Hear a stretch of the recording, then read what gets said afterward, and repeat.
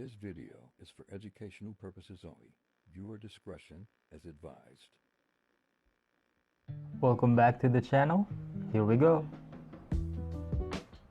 Do me a favor and watch this video.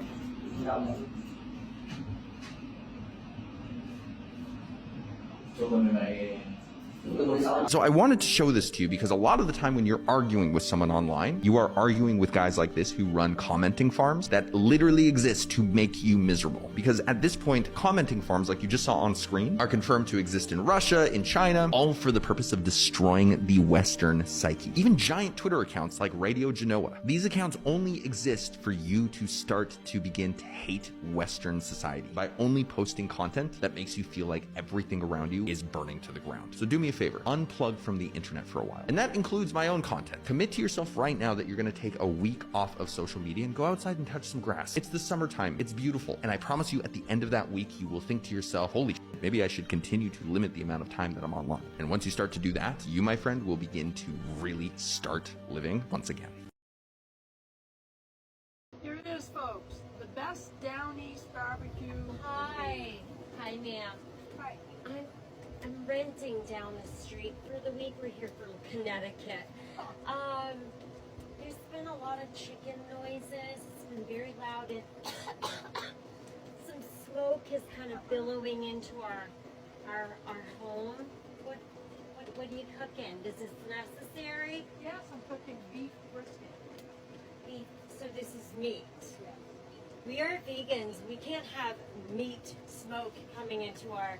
No, we're gonna speak to our landlord. Well, here, want to try some? No, that is murder. You are murderers. I'm calling the authorities. Okay. I was told when I came Okay. to Maine, I Shut wouldn't her off. have to deal with any Shut of her this. off. And your dog is trying to attack me.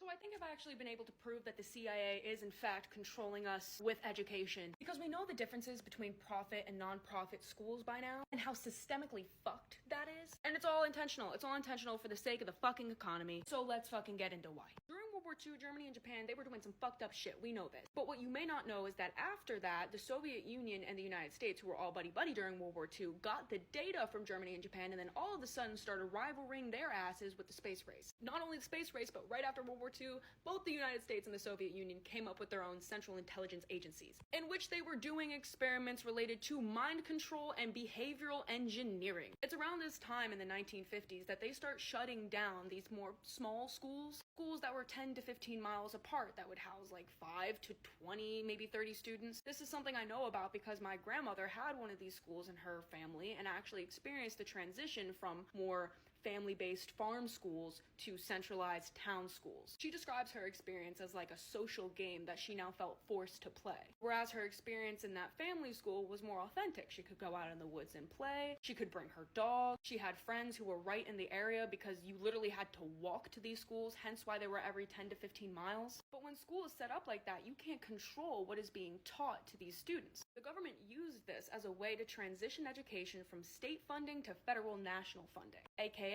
giving them the control to dictate what is being taught to the entire population. You want to guess when the United States started passing laws about those educational reforms? In the 1950s, the same time the CIA was doing experiments in mind control and engineering of behavior. It was in 1958 that we had the National Defense Education Act. So federal funding was meant to improve education in science, math, and foreign languages, in response to the Soviet Union putting Sputnik 1 up in the air. Which adds up because from the 1950s to the 1980s, the KGB was expanding its operations not just domestically, but internationally. So who knows, maybe them putting that satellite up into orbit gave them access to the whole world, and the United States felt obligated to go against that. Or maybe that's just a theory. Either way, it's pretty hypocritical, because in the 1960s, Operation Chaos happened, and that was a CIA United States thing. It was a domestic surveillance program. It was established to monitor anti-war and civil rights activists in the United States. Now, what else was going on in the 1960s that would motivate them to do something like that?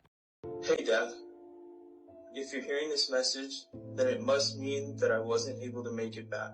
My work as a soldier has asked the greatest sacrifice of me. I'm sending this message with the hope that it might offer you some solace, some understanding. despite the pain that you must be burdening your heart. Here's something I forgot to share with you for a while, Dad. I love you. Never did I say it enough while I had the chance, but it's something that has always resonated in my heart. I remember how we used to camp out in the backyard. I was barely bigger than the tent at the time, and you would point out the stars, and you always told me they were brave soldiers from a far-off world, forever shining down on us. It was those nights that shaped my dream to serve our beloved country. I hope this message brings you strength. Know this, if I could, I would have fought 100 more battles just to get back home to you. But unfortunately, life sometimes has different plans. So please, Dad, don't mourn me. Celebrate me. I lived a life of honor. I braved challenges, and I got a chance to love you. You are my hero. And if I'm remembered as half the man that you are, then my life has been a rousing success. I gotta sign off now, Dad. But one more time, and forever, I love you. Meanwhile, this is what we are dealing with. People taking food out of automated food delivery robots. In Korea, a person sends his own delivery vehicle to a store. When it arrives, the store workers and customers all help to get his order ready.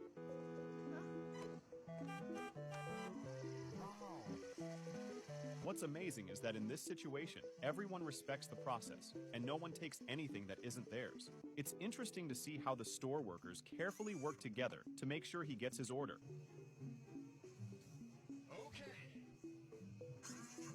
He gather his items and load them into the delivery vehicle.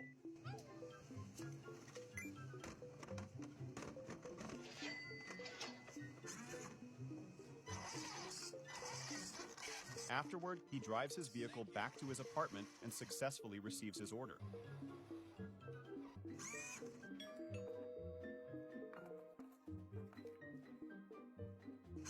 Local businesses are frustrated because people continue to steal their food deliveries. This bad practice forces them to remake the orders all over again. How can we solve this problem? So you don't smoke, you don't drink, you don't go out, you don't even go out on dates anymore. You're pretty lame, dude. Oh, thanks, bro. That means a lot. What? No, I'm calling you lame. I know, but it's coming from you. What's that supposed to mean? Look, don't take this the wrong way, but I don't want to be anything like you. I see you go out, drink, party, destroy your body, and then surround yourself with people that do the same, and you call them your friends, but at the end of the day, you're lonely. Do you have any friends that you've known for at least 5 years? Most of my friends I've known for at least 10. And so you hook up with these people, and if you're unlucky, you start a relationship with one of them, and they don't value their body just like you, and so that doesn't really scream self-love to me. So when someone whose life I don't want to resemble at all calls me lame, I think that's a good sign of success. Don't you think you're missing out? I tend to... Serious question for the men and the men only. Why the are y'all so good at being friends, but you suck as boyfriends? Please. We need answers. I am so glad you asked. That is a fascinating question with a fascinating answer. Sorry, this is for something else. And the answer, of course, is this shit. You know about money, don't you? I'm sure you remember it from the last time someone gave it to you for free. So the reason that it's easier for us to be your friends is that it doesn't cost money. Relationships cost money. You know about money, right? Have you ever earned money? Have you ever had a job? Was it really hard? Me too. Did it pay enough? Me neither. So then we don't have enough money to be a good boyfriend. We used to earn more than you. This would be the female average and the male average right there. And you were looking for men who made more than you, which was easy when men made more than you. But you didn't like that. You wanted equal pay, and now that you have it, you are still looking for, just like before, men who make more than you. So when we made more than you, we could give you some of it, and that was the act of being a good boyfriend. Now that we make the same, we still have to give you some, which most of us cannot afford anymore, because the average guy no longer has what the average girl is looking for. This large number of women here, this tall line, is pursuing this small number of men here, this short line. Whereas before, the average woman who was looking for more than she had a much higher percentage of men to pick from. So all of these dynamics, all of this stuff about how money has changed the dating market, those things do not matter if we are friends, because this is not what friends are. If I had a friend and it cost me money to be her friend, I would stop being her friend. I have dated a lot of women. I have also had a lot of female friends. Do you know what the difference is? Number one, we don't Number two, they never say things like, "You never take me anywhere exciting. You remember Robbie? He bought jewelry for his friend." That part of the relationship is missing. I once had a really good friendship with a woman. She was married. They both had money, and I did not. So when we would hang out, she would buy things for me because that's what friends do. That's why I was able to be a good friend, because it was not out of my price range. Women seem not to understand that they cost money, that being a good boyfriend means transferring monetary value. And nobody has money anymore. It's been a relentless 50-year decline. We need answers. The answer's really simple. Think about how hard it is for you to go to work and get paid enough to afford stuff. And then just remember that you are stuff that we can no longer afford. Men have to work. We do not just have magic money printers. At least not all of us. So yeah, the answer is money. This is the situation now. You cost too much. We cannot do this anymore because we do not have this anymore. I hope that helps. It's called the approval game. What I would do is hire a crew. They'll go inside the candy store or go inside of a jewelry store, make a purchase. When they card decline, they'll contact me on the other line. Why are they contacting you? So they go in there and they make a purchase for about $65,000. And typically when your card declines, the sales rep tell you to contact your bank. But instead of contacting your bank, you're contacting me. The same thing your bank will say, "Thank you for calling Visa Merchant Services. Sarah, can I get your account number, please? Expiration date, name as it appears exactly on the card, and amount of purchase." Ask them for their Visa Merchant number. The sales rep give me their Visa Merchant number. After she give me the Visa Merchant number, I ask her, can she ask the customer for the last four for social? Same thing your bank will say when you call on your credit card decline. Oh, shit. She verify all that with me. I make sure that everything is accurate on the customer's account. Get back on the phone with the sales rep. I have an authorization code for you. Do you have a pen and paper handy? If she needs assistance with the transaction through her terminal, I assist her with that. Where's the money coming from? Your guess is as good as mine. It's coming from the bank. That's why they FDIC insured. Manual transaction is what it initially is called, or forced sale. Companies and banks are not supposed to do offline forced sale. However, when the other party is on the phone and they think it's a Visa Merchant Service, they continue on with the transaction. Was Epstein trying to create moon children? Allegedly, his goal was to have 20 women at a time impregnated at his 33,000 square foot Zorro Ranch in a small town outside of Santa Fe. He was a devout transhumanist obsessed with strengthening the human gene pool. But what if he was following a less technological and modern method? What if he was actually reading the magical works of Aleister Crowley? Crowley's Liber 367, titled De Homunculo of the Homunculus, is an epistle with specific instructions on how to invoke an elemental or planetary spirit into a moonchild or homunculus. In Liber 367, he clearly states the location, quote, should be a great desert, for in such do rarely wander any human soul seeking incarnation, unquote. Epstein's ranch is very secluded, in New Mexico, the land of enchantment. The giant circle on the property plays a role as well. Crowley says, quote, let a great circle be drawn and consecrated to the sphere of the work. Epstein's ranch is near the Trinity site on the 33rd parallel, allegedly where the U.S. government tried to radioactively create a homunculus using the jumbo container. They never actually told us what exactly that thing was for during the Trinity test in 1945. But there's one thing we do know for certain, that Jeffrey Epstein didn't kill himself. This guy gets knocked out by a pressure point expert.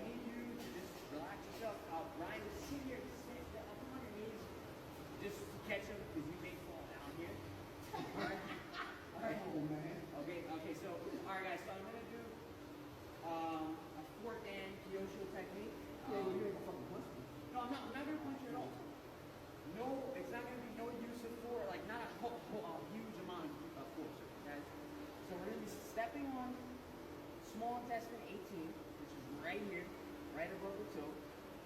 This can be used in any kind of street fight situation or bare knuckle situation. Small intestine 18. We're going to be pressing right here where these veins are on large intestine 20. And there's 3 points, gallbladder points 19, 21, and 23 right here. And if I press all 3 of those at the same time, he will go unconscious. Alright, so I'm going to do that, guys, right now. Small intestine, large intestine. Ready?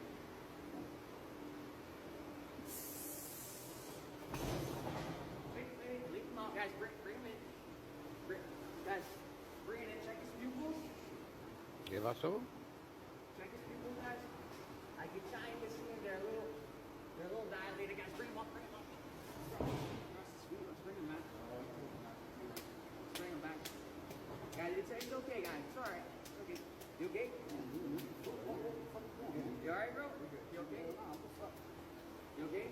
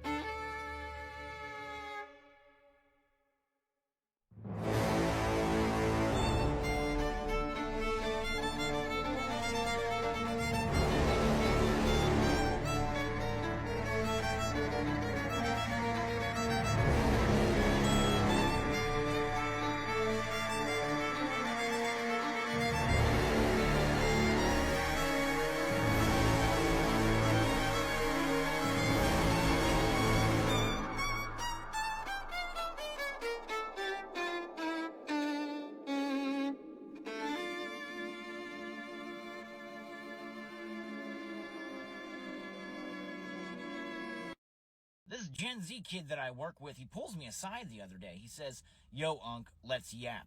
And I said, "Stop calling me Unc," because I am still unclear as to whether or not it is a term of endearment or an insult. He said, "Look, bro, how is it that you fuck around so much and our boss is always mad at you, but you haven't been fired yet?" And I said, "That's a great question. It's because I'm a Zennial." He said, "What does that mean?" And I said, "Well, we're cusp babies. We were born under a millennial moon, but we have Gen X placements." He said, "I know what the fuck Zennial is. I'm asking what that has to do with you not being fired." I said, "Well, as a Zennial, I'm an ideal employee. Like, I know that our boss knows that he will never fire me because the amount of effort it would take to replace me defeats the purpose. It isn't cost effective. And I'll never ask for a raise because I have low self-worth and I don't think I could handle the rejection of him saying no. Instead, I will just work harder, passive-aggressively, filled with resentment and indignation and a little bit of hope, thinking that he'll just one day give me a raise because I deserve it. I act like I don't care, but I'm also really good at my job.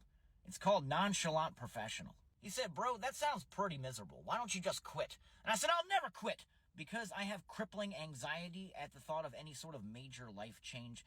Also, I've invested way too much time here despite the diminishing returns. And I have crushing debt." He said, "I can't tell if you're being serious or not." And I said, "That's the thing about Zennials. We are self-aware, cynical hypocrites, an entire generation steeped in satire, just apathy and irony. Where do you think the term thoughts and prayers came from? We invented that shit." He said, "What is wrong with your generation?" I said, "You want to know what's wrong with my generation? Marvel movies." Another fascinating aspect of Zennials is that we want to help. We want to be part of the solution. But we also know that we're part of the problem, and we're committed to the bit. Just like Marvel movies. He said, "Dude, you need a vacation." I said, "A vacation? I can't even take a nap without feeling overwhelmed by guilt." Then this kid looked at me and he said, "Cool story, bro." And then he disappeared in a puff of smoke. I never saw him again. When you type "why is my wife yelling at me" on Google, it'll give you a list of potential triggers such as her feeling unheard, financial stress, mental health struggles, etc. But when you ask "why is my husband yelling at me," it instead assumes that he's abusive and gives women a domestic violence hotline to call. I wonder why that is. You work hard, get good grades, go to college. I want to go to college. I got good grades. I overachieved. Debt is good? Debt is so good. So much debt. I can totally save up and buy a house and start a family. I want a family. Oh. Starting a family means you need 2 or 3 jobs. You can't afford to buy. Oh. You can't afford to rent. Used cars cost as much as the new ones. Oh. It's weird. Good debt is I good. was head of my class. Houses are too expensive. You work hard, get good. The system did not. Rent is freaking insane. Breaking news. Everything is terrible. Does it have to be this way?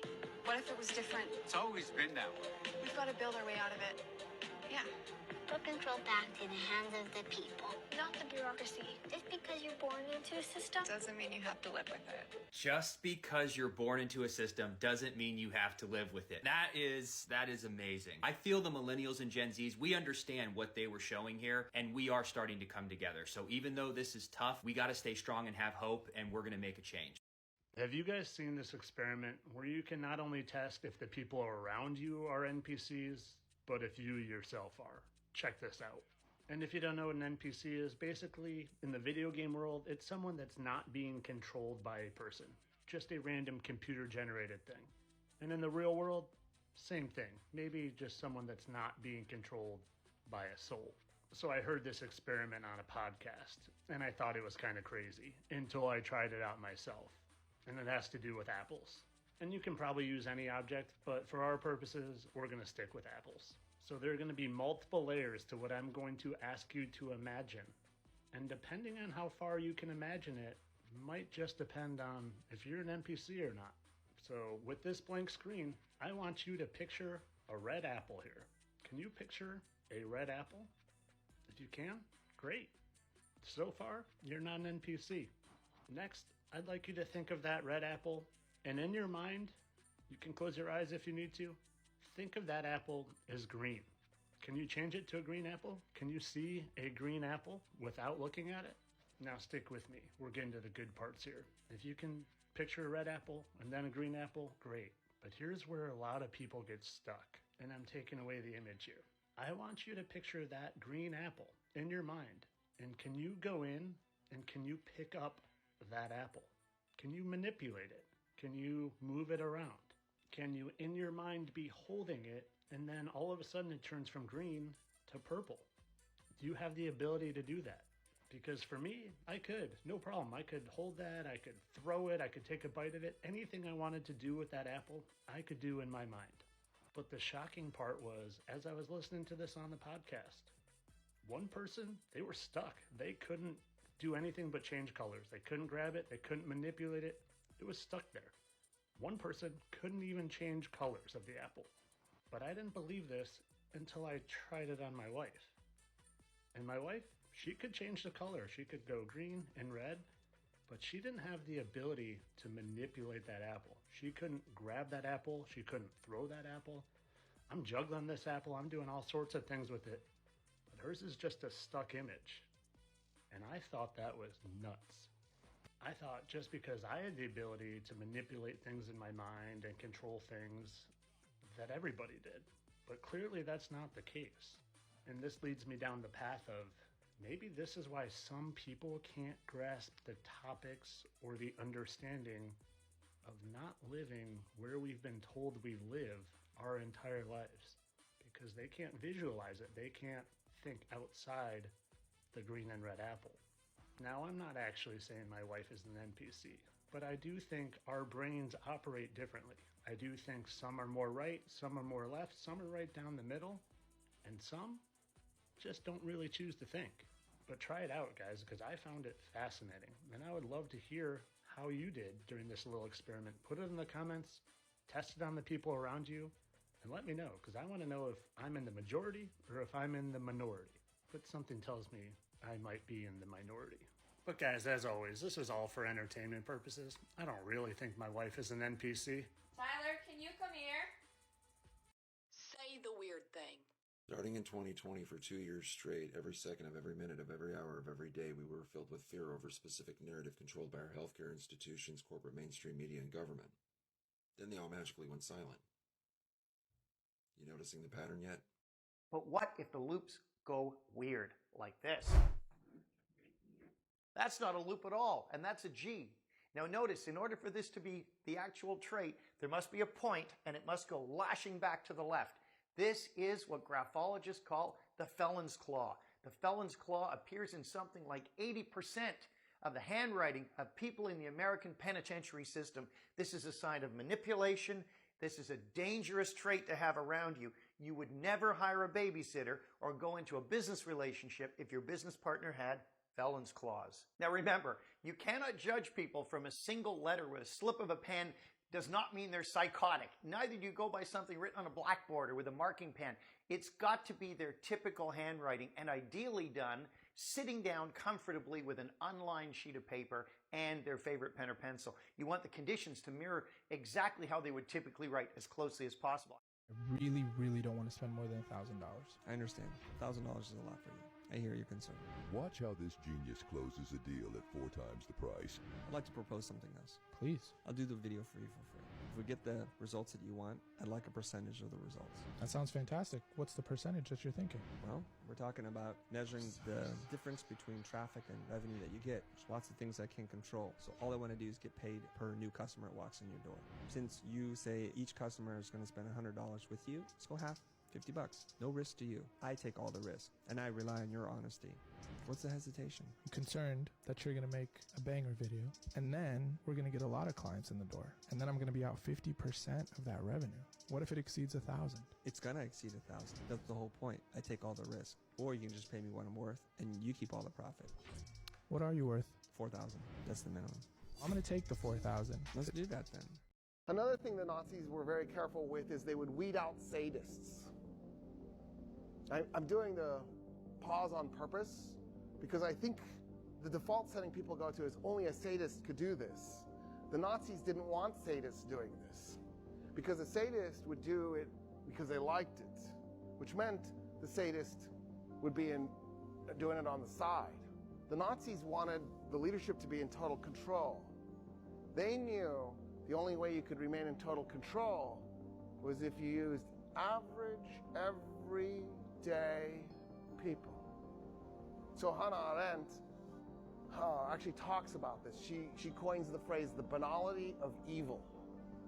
And what she noticed was, as she did her research, so she was a Jewish scholar, a Jewish German scholar in Germany when Hitler takes power, and she actually has to leave the country to save her life, right? She ends up in New York. All her works are written in English. She just immediately works her way into the U.S. university system and just dumps her Germanness in a way. But at the same time, she's extraordinarily curious about, how did this happen? Why did this happen? What went wrong?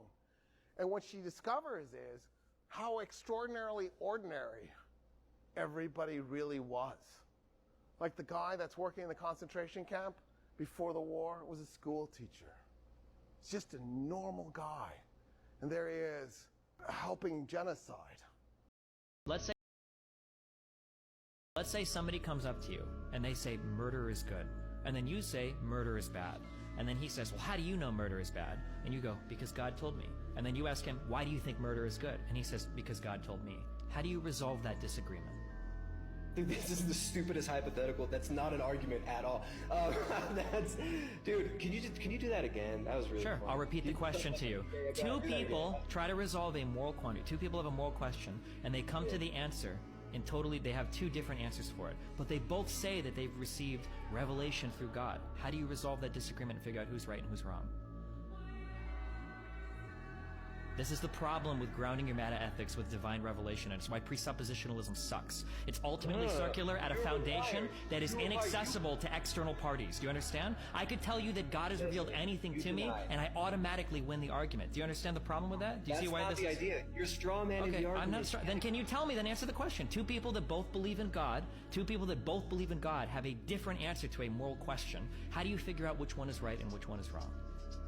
Again, you're just steamrolling. The debate was over 15 different times in this conversation. So I just want to draw everybody's attention to the fact that this is the final question where Tristan will be done. He's shut down now. This is where all presuppositionalists come. Because guess what, guys? Moral fact is unobservable. And when somebody tells you that they can know moral fact through an internal experience, and when by definition your internal experience is inaccessible, the content of your mind is inaccessible to any other party, then we can never verify those contents. So if two people have a disagreement over what they both perceive to be as divine revelation, that disagreement can never be resolved, which is why meta-ethics is a garbage waste of time, especially with a presuppositionalist that thinks that God is giving them the fucking answers. There's been a number of terrorists and cult leaders and people that have raped and murdered and shot and whatever people who all say they got divine revelation from God, and every single one of them was just as right as the other person. So I will repeat the question once more to you, Tristan. Unbelievable. The inventor of earthbag construction is truly a genius. This building method, invented by an Iranian architect, is aptly called handcrafted 3D printing. It requires no bricks or steel. Instead, damp earth is packed into long bags, which are then layered to quickly construct a house. Earthbag construction is extremely low cost, warm in winter, and cool in summer, making it ideal for temporary or affordable housing. This building method is not only popular in Iran, but also widely used in Brazil. Brazilians fill red long bags with a mixture of water and earth, then layer them to form cylindrical adobe houses. These red bags, called rachel bags, are a type of knitted fabric that is cheaper and more durable than plastic bags. The construction process is simple and efficient. With just 2 or 3 people, a 100 square meter house can be built in a day. What do you think of this innovative building technique? You're not going to believe this one. What I'm about to show you is an animated example of a proposed new surgical procedure. Viewer discretion is advised. Watch this. Introducing BrainBridge, the world's first revolutionary concept for a head transplant machine, which uses state-of-the-art robotics and artificial intelligence to conduct complete head and face transplantation procedures, ensuring smooth outcomes and faster recoveries. Because head transplants require high speed, precision, and efficiency, BrainBridge utilizes advanced high-speed, high-precision robotic systems to speed up the process, eliminate human error, prevent brain cell degradation, and ensure seamless compatibility. The head transplant procedure involves removing a person's entire head containing the brain from their current diseased body, then attaching it to the body of a healthy, young, brain-dead donor. The opportunity to have a fully functional body while preserving their consciousness, memories, and cognitive abilities. The neurons are the longest-lasting functional cells in the human body. And according to our estimates, the brain is capable of lasting several hundred years, provided that the rest of the body remains young. BrainBridge, breathing life into new bodies, one head at a time. Drop your comment down below and let me know what you think about this. See, Curtis 50 Cent Jackson had a problem. He was 9 times, but the problem was that he knew who did it. Everyone knew who did it, but he couldn't do anything about it. The person who did his name was Kenneth. But why did he do it? Well, meet Ja Rule. Oh, you thought Drake and Kendrick had the craziest beef in hip-hop history? Nah, that was 50 Cent and Ja Rule. See, Kenneth is the most famous man that you've never heard of. See, Kenneth was the godfather of the streets. Everyone looked up to him, and a lot of people sold stuff for him. But Kenneth gets locked up. But when he gets out, he meets a guy named Irv Gotti. Irv Gotti says, I got a kid named Ja Rule. He can really spit. He says, we're doing rap stuff, forget the street stuff. Kenneth says, cool. But see, there was a kid named Curtis who didn't like that very much. See, Curtis was rapping too. Remember when I told you people sold stuff for Kenneth? He was one of those people. He didn't understand why they didn't have his back. But he said, you know what? I'm doing too much. Let me go meet Ja Rule first. So he goes to a video shoot for Ja Rule. He says, hey, I'm 50. Nice to meet you. I rap. Ja Rule says, no pictures. 50 says, no, I'm just saying hi. Ja Rule goes, no pictures. 50 Cent didn't like that very much. He goes home. He comes back. Kenneth watches him. He says, 50, come here. 50 goes, yes, sir. Kenneth says, look, kid, chill out. 50 says, he's disrespectful. Kenneth says, he's with me. Just chill out, please. 50 says, cool. He can't go over Kenneth's head. Everyone still respects him too much. So 50 makes a song about Ja Rule. He shows Kenneth before he releases it, though. Kenneth says, kid, he says, it's a good song. Just take out Ja Rule's name. You're doing too much. 50 says, okay. He releases a song. It's obvious he's talking about Ja Rule. He just doesn't say his name. Ja Rule doesn't like that very much, but it all comes to a head when him and 50 get booked for the same concert. Before anything could go down, though, Irv and 50's manager talked. They said, this is stupid. Let's get them in the room. Let's get them to talk. Irv goes to Ja Rule. Ja Rule says, but he says, I was in the street for real. I'm going to show him. Irv says, no, we're just going to go talk, Ja. You're just going to go talk, right? Ja says, They go to the meeting. Ja pulls up with a bat. 50 still cool as a fan. Goes, hey, man, we're here to talk or not? Ja holding the bat like, why you not scared? Who's street now, huh? Doing all that talking. Everybody like, Ja, come on. He's like, nah, it's done. It's done. He turns back around to 50 and sees a fist flying towards him. He go, oh, we not talking, huh? Gee, 50 hits him in his ting. A brawl breaks out. Kenneth hears about what happened. He goes, I thought I told them to chill out. So he calls a big official meeting. 50 Cent doesn't show up to the meeting. Leaves 50's side, including his manager. It's not looking good for 50. I forgot to tell you, he also came out with a song called How to Rob, where he talked about how he would rob everyone in the music industry, so no one in the music industry liked him either. He goes to a studio to record. Ja Rule shows up to that studio. They said, Ja, 50 Cent's upstairs. They go upstairs, and 50 Cent gets poked with something very sharp. Now, here's where it starts to get wicked. Irv and everyone involved in 50 Cent getting poked get arrested for the situation. They said, how did the police know? A restraining order then comes out saying they can't be anywhere around 50. They ask for the paperwork, and 50 Cent's name is all over the paperwork. They, in a petty maneuver, print copies and start passing it around the streets. You don't want to be known as a snitch, so everyone is watching 50 very closely. One of his songs then gets leaked called Ghetto Quran. In this song, he's listing out every street dude by name, but the song could be seen as him showing homage to them. Kenneth didn't see it that way. Well, because Kenneth was in a little bit of trouble with the FBI. They find out, listen closely, that 50 Cent's song is in the court documents against him. The FBI wanted Kenneth for all the stuff he did in the past. He did his time, but in their eyes, not as much time as they wanted. So that's why Ashanti, Ja Rule, the Urder Inc. crew got in trouble for money laundering. It wasn't for them. It was for Kenneth. So all of this stuff combined, the snitching, the Ja Rule stuff that everyone hated in 50, culminates to Kenneth telling Mike Tyson's childhood friend Daryl to go, 50. And this isn't a secret. He got hit like I got hit, but he ain't breathing. The song Many Men by 50 Cent. Listen to the name he says before that line. He says his name. 50 gets, but he survives. Everyone knew Kenneth did it. The police knew Kenneth did it. But how the court of law works, you can't just pull someone in. So they get Kenneth for a bunch of other stuff. They were going after him anyway. No one would sign 50 to their label. Everyone hates him in the industry. So he goes with this dude all the way from the West Coast named Eminem, who didn't care about any of that. Dr. Dre says sign him. The rest is history. Hey, if you're still here, please do me a favor and hit the like and subscribe button so this video gets recommended to other people. Thanks!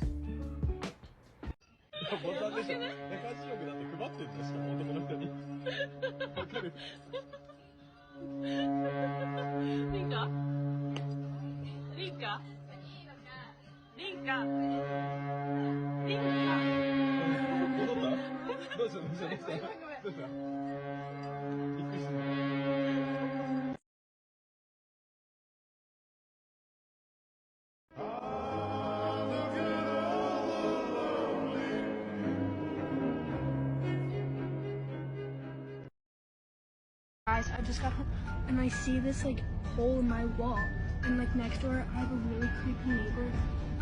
Let's take a look. What the? Oh my god! Oh my. Here are facts you probably didn't know that one day could save your life. Part 6. If you see money falling from buildings, do not pick it up. Get out of there immediately. It's a way terrorists gather more people into a collected area. If you smell cinnamon in your drink, do not drink it. It's a cover-up for poison. If you're in the woods with nothing to eat, the yellow dandelions are fully edible. If you get bitten and poisoned, do not suck it. This will only make it worse. If you see a white fuzzy spot on your banana, do not eat it. This is a spider infestation. If the air starts to smell like chlorine during a storm, it means lightning might hit the area you're standing in very soon. If you or someone else is eating a fruit and they complain about it tasting fuzzy or hairy, it might mean that they're allergic to it. If you need heat or a light, a crayon will burn for 14 minutes. If you're outside and you're freezing, and then all of a sudden you feel warm with no explanation, do not remove your clothes. You're about to die, and your body is spending its very last energy heating you up. Seek shelter and warmth immediately.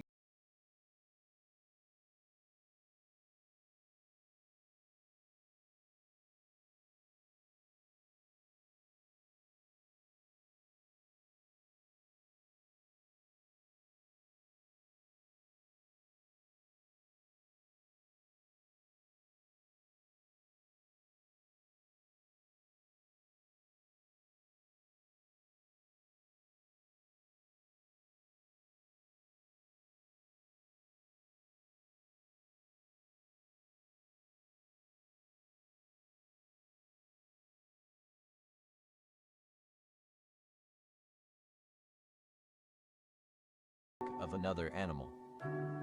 Pip? Come here, guy. Buddy. Bizarre videos that they tried to delete from the internet.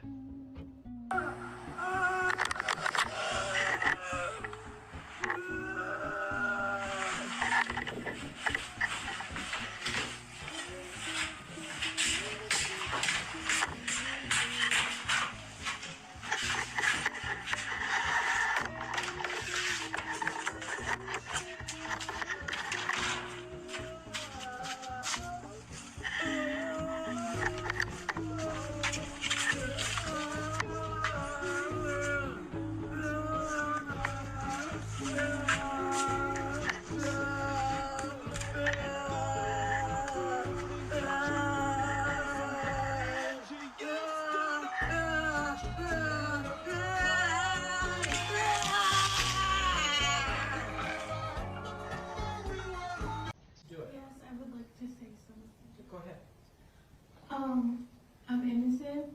You all, you're garbage. Absolutely, Your Honor. Miss Fowler, I don't know that that's appropriate here. Sorry, I told you what somebody else. Random facts you need to know. Never sing at 3 a.m. Someone with a deep voice will accompany you. Never sleep with a chair facing your bed. You'll be inviting anything to watch you sleep. Your secret love is the first person that appears when you click on the green icon, go to the last option, more. And there she is. Be careful not to leave the wardrobe door open at night.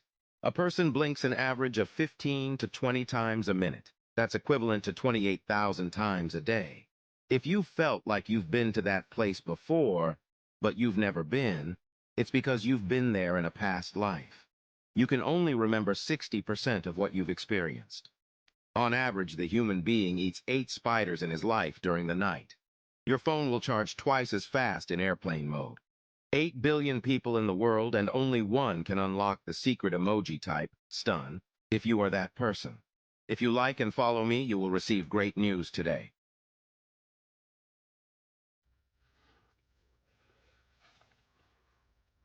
سند ليش قاعد هيك؟ سند بسم الله الرحمن الرحيم سند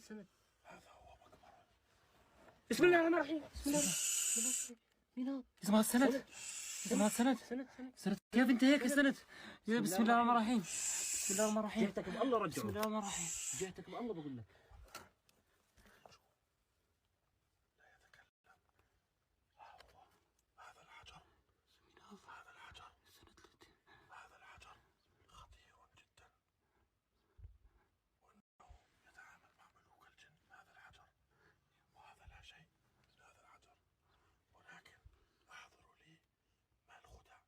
جيب البخاخ ارجع ارجع ارجع ارجع بسرعة انتظر، هي بقول لك انتظر.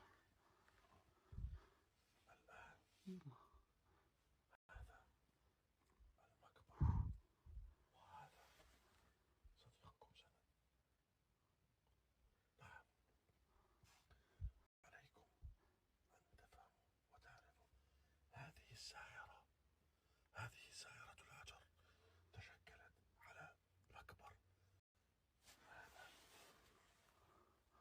هل فهمتم؟ طب رجعوا رجعوا. بسم الله الرحمن الرحيم. وقع. بسم الله الرحمن الرحيم. بسم الله الرحمن الرحيم. ابعد عني.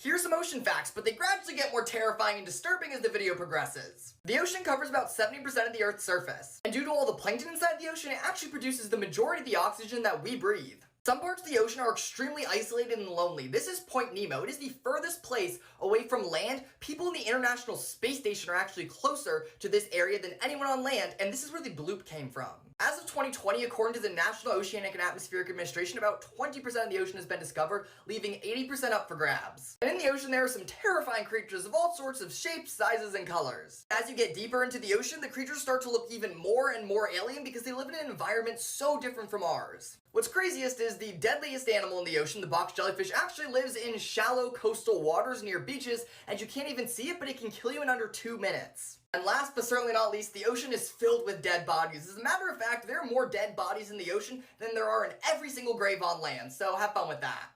Tips that you probably didn't know that could one day save your life. You're at a beach and you see the water is receding, or it's very, very far from where it usually is, you need to run fast. Most of the time, this means a tsunami is coming and you won't have much time.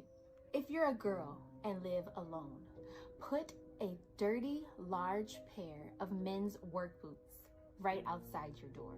This will give an illusion that there's a big, tough man at your home, and they're less likely to intrude. Wolves will only attack you if they can intimidate you to run away from them. Standing your ground against a wolf pack may be intimidating and may go against your instincts, but eventually they'll leave you alone. And if your car ever goes into the water, you need to open the door or the window immediately. If you don't do this, the pressure will... Here's some things that I know about the ocean that heavily influence me to stay on shore when I go to the beach. So you know when you see underwater photos and there are these like little white specks? Well, those are called marine snow, and what they are essentially just organic debris, aka chunks of rotting fish flesh falling to the ocean floor. So enjoy your next swim and keep your mouth closed.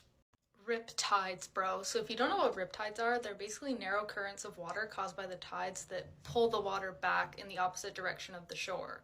Now, if you get caught in one and you're not calm and you panic, odds are it's going to pull you out into the ocean and you're just going to keep fighting it until you get exhausted to the point that you drown. According to the United States Life-Saving Association, these things kill over 100 people a year. And consider that that is just in the US. If I ever got caught in one of these, all that would be on my mind is that I was going to get dragged out to the depths of the ocean and get eaten by the Kraken. So rockfish are these little fish that just chill at the bottom of the ocean floor. Can you see him on first glance in this photo? Exactly. They're very good at camouflaging themselves as harmless rocks. If you step on one, they'll shoot out these little dorsal spines out of their back that inject venom into your foot and can cause a lot of pain and infection. But hey, don't worry, there are a multitude of other fish within the same species, some of which their venom is deadly, and also they can be found all over the world. Isn't that awesome? All hands, hoist the colors high. Heave ho, thieves and beggars, never shall we die. Terrifying Ways to Go, Episode 9. Sachi Aoji, the most radiated man in history. On September 30th of 1999, Hisashi, along with a few co-workers, had began the process of mixing uranium into enriched uranium to later be used for nuclear purposes. But little did they know, the men had already far surpassed the amount needed of 5.4 pounds, with Hisashi standing over the tank adding in their 35th pound, more than 6 times what was actually needed, when all of a sudden, a bright blue flash rips through the entire room. And while everyone inside had been exposed to dangerous levels of radiation, Hisashi had been blasted with more than 2 times the lethal dose. Well, immediately, Hisashi can be heard screaming out in agony, as he was instantaneously suffering from immense radiation burns all over his entire body. And within just a couple of minutes, he is also suffering extreme bouts of nausea. Now, during the first few days of his treatment, it was quickly determined there wasn't really much they could do for him. I mean, his DNA had quite literally been obliterated and his white blood cell count was virtually non-existent. It was at this point they sent him to another hospital located in Tokyo. And this is where the true horror began. You see, Hisashi had officially become the most radiated person in history. And rather than keeping him comfortable, they essentially take this opportunity to study its effects on the human body, all the while performing a series of highly invasive tests while keeping him alive for as long as they possibly could. Fairly quickly on, his skin begins to quite literally just fall off. And amid countless skin grafts and various other treatments, absolutely not a single one of them would take. Thus, they would have to end up wrapping his entire body in bandages, which would also have to be periodically changed, in a process that was said to be more painful than anyone could possibly imagine. Well, 59 days after this incident, Hisashi finally went into cardiac arrest. Not once, not twice, but 3 times in a single hour. And against his own will, every single time, they resuscitated him, keeping him alive for another 24 days while continuing to perform these excruciating tests, which brings us to 83 days after the incident had occurred. Hisashi finally succumbed one final time. That being said, this incident, along with the experiments that followed, officially went down as one of the most 10 facts you didn't know that could save your life. If your house ever smells like fish for no reason, 9 times out of 10, it's because there's an electrical fire. If you're in a foreign country and you need to call for help, but you don't know the emergency number, call 112 and it'll automatically connect you to the nearest helpline. If a tornado looks like it's not moving, it's actually moving towards you. If you ever wake up to the smell of gas, don't turn on a light. The spark from the light switch could blow up your entire house. Lying flat on your back is the best way to survive a falling elevator. If your hair ever stands up, duck and cover because you're about to be struck by lightning. If you ever fall off the edge onto the tracks, don't try and crawl back up. There's a crawl space built to go underneath in case this happens. If a deer runs across the road, it's better to hit it than swerve into the ditch. But if it's a moose, then it's better to swerve into the ditch, because hitting a moose is like hitting a brick wall. Even if you have no service, you can still dial 911. In an emergency, your phone will connect to the nearest tower. If you ever get kidnapped into the back of a vehicle, disconnect the brake light wires so the cops will pull them over. Then kick on the door to let them know that you're there. Scariest Facts You Didn't Know, Part 30. On September 30th, 1999, Hisashi Achi was exposed to so much radiation that his body lost the ability to replicate cells. This caused his cells to start decaying as if he was dead despite still being alive. Apparently, the pain was so great he wished for death. Unfortunately, doctors refused to allow him to die because they had never seen a patient with such severe radiation sickness and believed that the documentation of his very slow and painful death would somehow prove useful. After a few weeks, his skin began to fall off. His entire body was wrapped in bandages, and his limbs were barely attached. This torture went on for 83 days. Scary facts about dreams you didn't know about. If you ever see a man dressed in all black, force yourself to wake up, because it could end in a horrifying nightmare. Oh, so you want to know about Cthulhu? I got you. He's part of a godlike race called the Great Old Ones, and he comes from another planet. The story goes that he traveled to Earth and landed in the Pacific Ocean, where he's been sleeping ever since. First off, he's immortal and unkillable. As well, he has infinite psychic abilities, which means he knows everything that's happening everywhere in the multiverse all at once. And his most famous ability is that he's completely uncomprehendable, meaning anybody that's ever looked at him has went crazy. Your eyes cannot comprehend it. And other than he comes from another planet, his origins are a mystery because he's said to be older than the universe itself. Terrifying Ocean Facts Part 1. Number 1. Sunlight only penetrates around 330 feet into the ocean, which means around 94% of the world's oceans are in a state of constant darkness. Number 2. The ocean is teeming with eddies, which are similar to black holes. These eddies often measure up to 93 miles in diameter. Number 3. Hydrothermal vents on the ocean floor can reach temperatures of 700 degrees Celsius and can be up to 18 stories tall. Number 4. It is estimated that there are 3 million shipwrecks in the ocean. Number 5. And the ocean holds around 20 million tons of lost gold valuing $1,146 trillion. Number 6. The Great Pacific Garbage Patch sits between California and Hawaii, is around 600,000 square miles, twice the size of Texas. Number 7. We have only managed to explore 5% of the ocean. Number 8. Lost sailors in the ocean who cling to wreckage have their skin dissolved by salt water after 3 days. Alright, I hope you enjoyed our session for today. Please let me know your thoughts in the comments. Don't forget to hit the like and subscribe button if you haven't already. Thanks again for showing up, and I'll see you around.